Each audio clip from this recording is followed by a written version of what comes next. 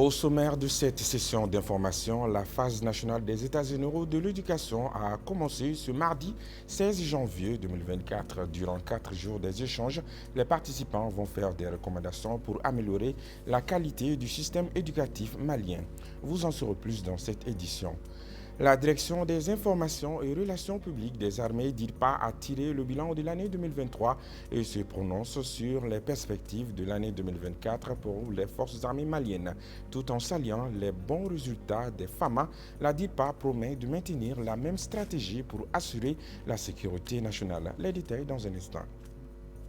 Une cour d'assises spéciale sera ouverte à partir du 29 janvier 2024 pour juger des crimes économiques et financiers, notamment les affaires loi de programmation militaire, l'avion présidentiel, le détournement des fonds des cotonculteurs et des MSA, entre autres. L'annonce a été faite par le garde des Sceaux dans le cadre de la Semaine nationale de justice. Voilà pour le sommaire. Bienvenue à tous aux informations. Ouverture ce matin des travaux des États généraux de l'éducation au Centre international de conférence de Bamako, CICB. Cette rencontre nationale des acteurs de l'éducation permettra aux participants de faire des recommandations afin d'améliorer la qualité du système éducatif de notre pays. La cérémonie d'ouverture des travaux a été présidée par le chef du gouvernement, Dr Shogel Kokalamaïga. Compte rendu, Bakari Msidibé, Mantala Ouattara. Après les phases régionales tenues du 4 au 6 janvier sur toute l'étendue du territoire national, la phase nationale des États généraux de l'éducation s'est ouverte ce mardi à Bamako. Selon la commission d'organisation, cette rencontre nationale va donner des orientations claires au système éducatif du Mali. Aujourd'hui, 16 janvier 2024, démarre l'étape nationale des États généraux de l'éducation pour se poursuivre dans les 4 jours qui suivent. Il s'agit aux représentants des régions, du district de Bamako, des missions diplomatiques, de venir confronter leurs consensus respectifs à travers des discussions et débats et dégager un consensus national sur les orientations de la refondation du système éducatif au Mali. Les États généraux de l'éducation est l'une des recommandations des Assises nationales de la refondation. D'ores et déjà, les autorités se montrent optimistes quant aux résultats de cette rencontre pour le bien-être du système éducatif malien. Chaque changement profond dans la société correspond d'autres au niveau de l'éducation. Nous devons alors, et avec toute l'objectivité requise, examiner tous ces changements et nous y adapter pour le bonheur des enfants du Mali. Le système éducatif souffre également des réformes récurrentes. Je ne doute point que les échanges et les débats généraux de l'éducation permettront d'aboutir à une gamme de solutions. Mais il est nécessaire d'élaborer un plan de mise en œuvre qui définit clairement les priorités, les activités à mener, les mobilisations des ressources nécessaires et les chronogrammes. Sinon, il y a un grand risque de naviguer à vue et de ne pas atteindre les objectifs escomptés. Cette rencontre nationale sur l'éducation qui se tient du 16 au 19 janvier à Bamako permettra aux participants de formuler des recommandations qui doivent contribuer à rehausser le niveau du système éducatif malien.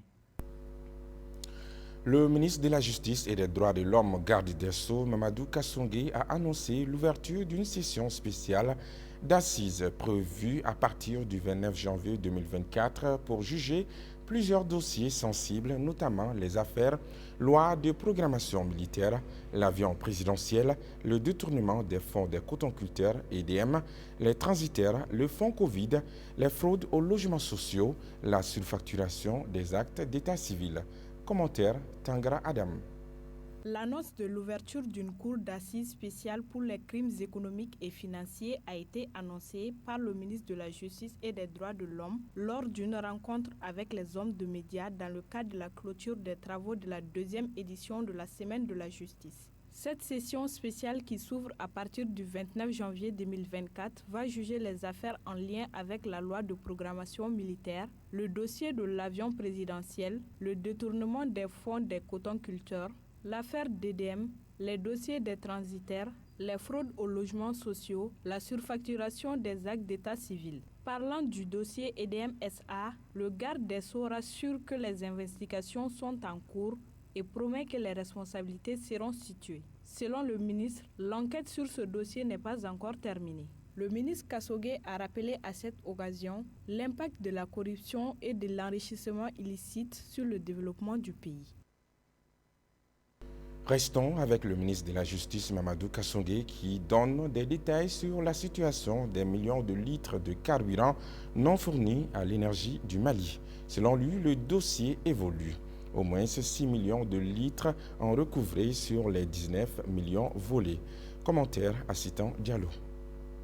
En effet, si certains criaient sur tous les toits que l'affaire de l'EDM SA était vide, l'opinion a été surprise la semaine dernière par le rebondissement de ce dossier qui n'a pas encore dévoilé tous ses secrets. Et pour cause, après plusieurs semaines d'intenses investigations, la justice sort la grosse artillerie suite aux révélations de la ministre de l'Énergie et de l'Eau, Bintou Kamara, quant à l'existence d'un vaste réseau mafieux spécialisé dans le vol du carburant. Depuis le 10 janvier 2024, la brigade du pôle national économique et financier a placé en garde à vue pour faux et usage de faux et atteintes aux biens publics plusieurs cadres de la société EDM SA, dont Koureichi Konaré, le directeur général sortant, et l'ancien ministre de l'Énergie, Lamine Seydou Traoré, ainsi qu'un agent de la douane. Au-delà de ces interpellations, le ministre de la Justice, Mamadou Kassogué, a révélé la situation du vol de carburant. Sur 19 millions de litres disparus, 6 millions ont été déjà remis à l'EDM SA d'une valeur d'environ 4 milliards de francs CFA. Les 13 millions autres sont en phase d'être restitués à l'EDM SA, a informé le ministre.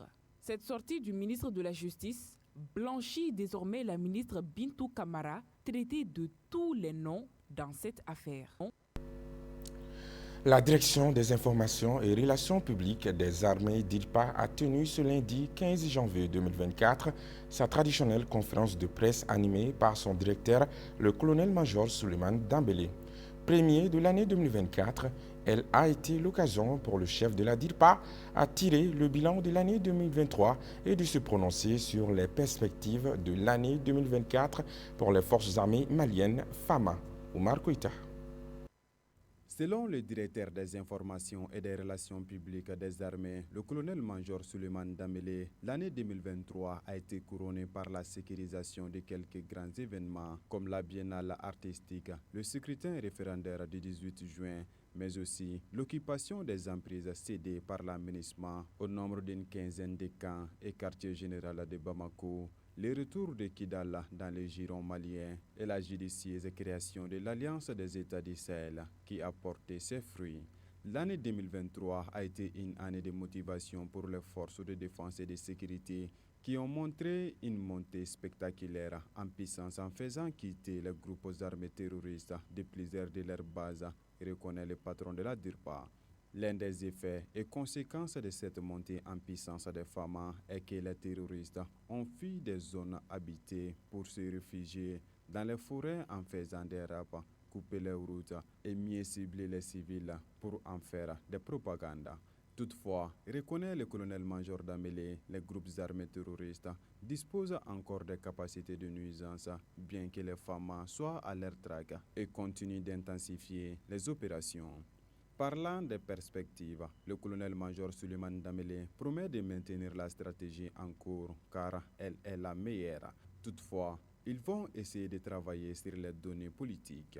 Pour cette année 2024, les FAMA vont poursuivre avec leur renforcement des capacités pour profiter de cette montée en puissance pour être encore plus ambitieuse en termes d'équipement et d'impact sur le terrain. Les terroristes veulent étouffer Ménaka. En effet, tous les axes Ména à Ménaka sont bloqués par des hommes armés.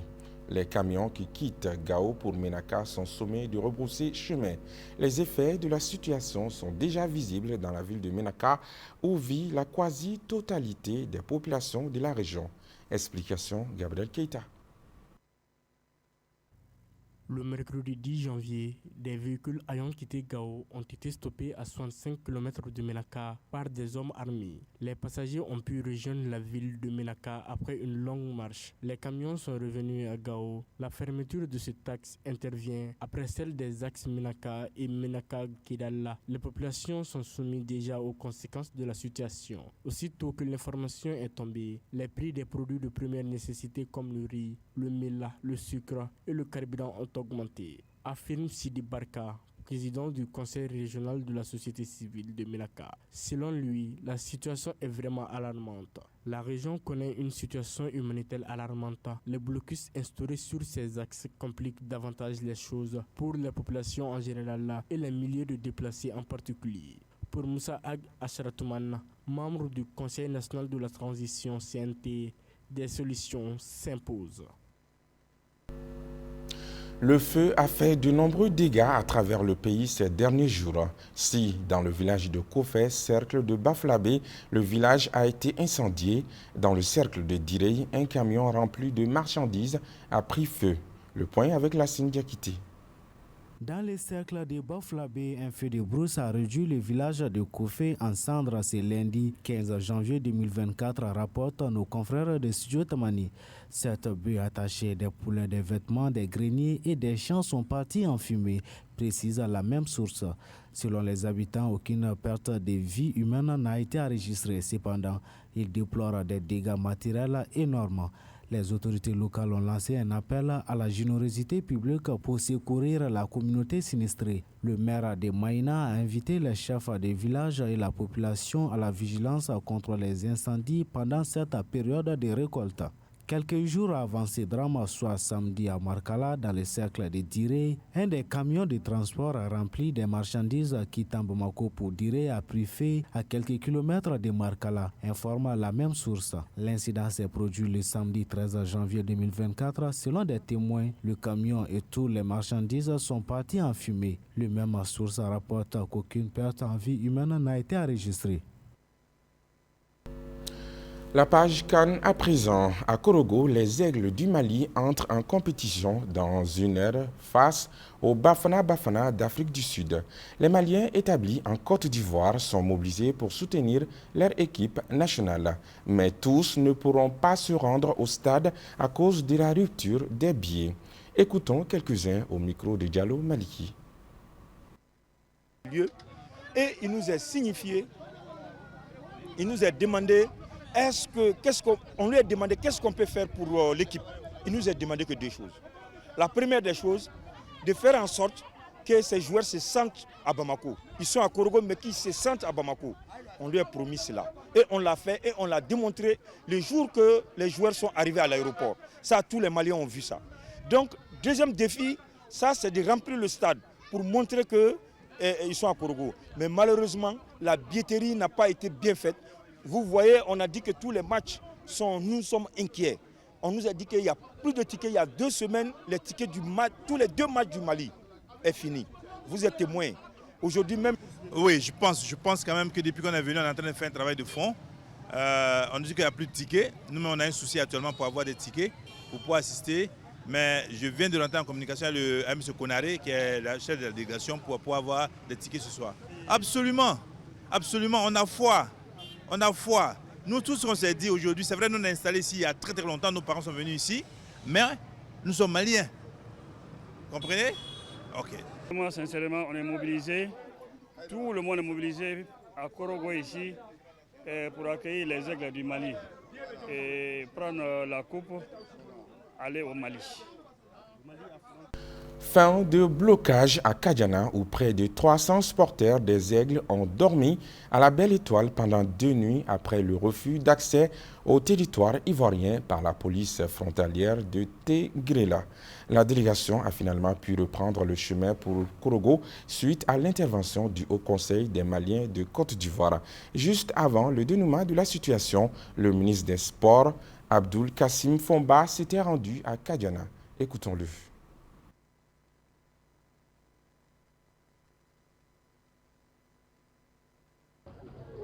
Pourquoi je suis ici? C'est parce que ça fait 2 jours que nos supporters sont bloqués à la frontière. et pour des motifs administratifs qu'on nous a fait savoir. Et ces documents administratifs ont été tous fournis depuis justement le premier jour. D'autres documents sont venus se rajouter. Nous les avons encore fournis. D'autres documents sont encore revenus se rajouter. Nous les avons encore fournis. Donc j'étais persuadé que l'équipe les supporters allaient démarrer hier. Mais j'ai été désagréablement surpris de voir que nos supporters ont encore passé une autre nuit ici. Ils n'ont pas pu traverser une frontière qui normalement ne devrait pas être une barrière entre nos peuples. Et c'est pour cela que très tôt ce matin, j'ai décidé de venir pour m'imprégner moi-même de la situation, de comprendre ce qui ne va pas. Aujourd'hui, d'une chose l'une, de deux choses l'une. Soit on fait rentrer nos supporters, soit moi-même je les fais ramener à Bamako. Mais quoi qu'il en soit, il y aura une solution aujourd'hui et ils ne passeront pas la nuit ici. Donc,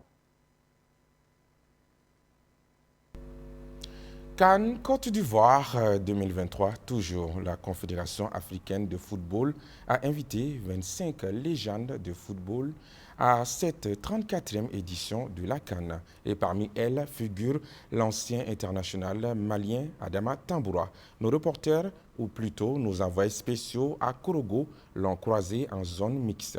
Écoutons ses propos. Je me sens très bien et puis d'habitude je viens en tant que joueur, mais cette fois-ci je suis là en tant que légende. Je fais que souhaiter la bonne chance à mes frères.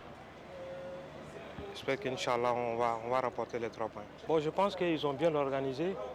L'organisation est parfaite. Ouais. Bon, je pense que nous on va passer. On est là pour ça. Ouais. Cette fois-ci on va aller jusqu'au bout pour prendre la coupe. On est là pour ça. Ouais. Les joueurs sont conscients, ils sont prêts, ils ont bien préparé.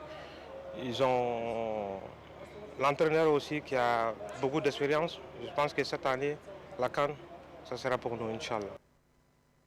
La pauvreté ne peut pas mettre fin à l'amitié. Proverbe africain, bonne chance aux aigles. À bientôt.